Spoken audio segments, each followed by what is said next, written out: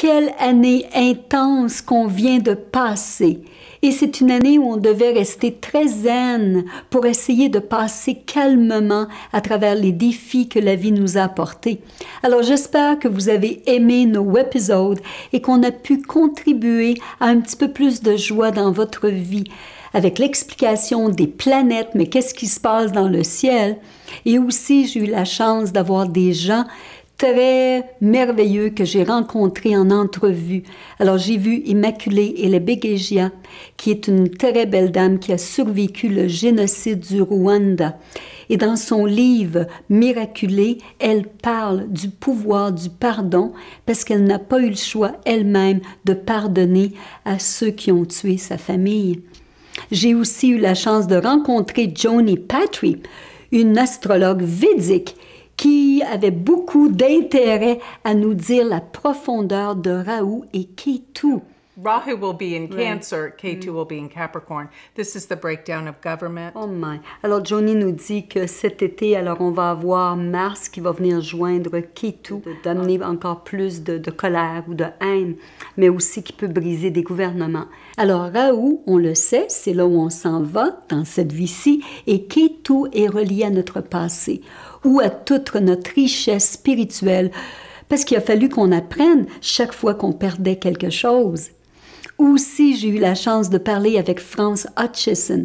Et France est une auteure et un professeur, et elle a écrit une série de livres pour le yoga pour les enfants qui s'appelle Peda Yoga. Tu veux nous en parler? Oui, ben Peda Yoga est arrivé, ça va faire 10 ans justement l'année prochaine. Okay. J'étais complètement transformée par le yoga, puis j'ai dit, il faut que j'amène ça aux enfants. Et mon but, c'est d'outiller les parents, les profs, les éducateurs, mais surtout d'aider cette belle communauté-là à travailler avec les enfants, à apprendre, à gérer émotions. Ouais. Alors, France me disait que maintenant, dans les écoles, on parle beaucoup de yoga et on fait faire les exercices aux enfants pour qu'ils restent plus calmes et détendus. Ça va aussi aider beaucoup par rapport à l'intimidation. Alors, au lieu de les corriger sévèrement, on leur fait faire du yoga. J'ai eu la chance de donner ces livres aux petits-enfants de Gunsham, Keshen et Darian, qui ont adoré, et ils adorent faire le yoga. Et surtout de dire à leur grand-papa, « Hey, on va comparer nos postures ». Et j'ai eu la chance de les rencontrer cet été, aussi en entrevue, et on va voir qu'est-ce qu'ils vont dire par rapport à comment le yoga les aide. Alors, Keshen, tu aimes le yoga? Beaucoup. Beaucoup. Tu veux nous en parler? J'ai reçu un livre qui te montre beaucoup des postures de yoga. Tu veux nous montrer une technique? Oui. OK. Alors, Keshen va nous démontrer une technique qu'on appelle le dock.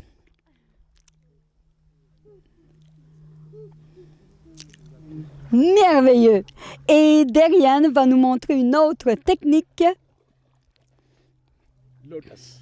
Lotus. Qu'est-ce que tu peux nous inspirer? Veux-tu inspirer les gens à faire du yoga? Le yoga, et quand je suis fâchée ou pas content, je fais du yoga pour me calmer. C'est bon pour toi. Oh, merveilleux!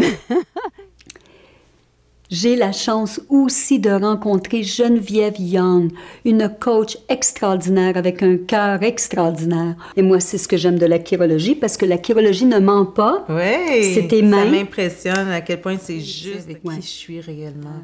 Ou si vous connaissez notre beau Kevin Parent, un musicien exemplaire et très magnétique. Aussi Sylvie Fréchette, notre alpiniste, qui avec courage et détermination est allée au mont Everest jusqu'au bout. Et aussi Pierre Senez, un ami, un client. Les gens vont le connaître comme comptable, parce que Pierre est un comptable, mais Pierre vient d'écrire un livre qui est extraordinaire, qui s'appelle « Le comptable et la voyante », qu'on peut aussi trouver sur Amazon. Alors, tous ces rendez-vous, toutes ces rencontres sont sur notre chaîne YouTube. Mais ce que j'ai aimé surtout partager avec vous, c'est ma passion de la chirologie.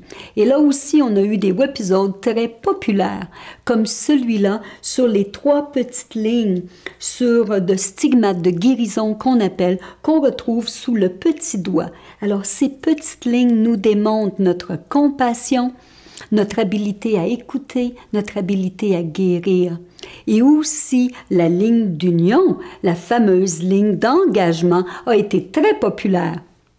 Et aussi, un épisode populaire a été celui d'une dame qui nous a dit « Mais je veux arrêter ma vie d'émotion d'être dans les montagnes russes. » Et pourquoi?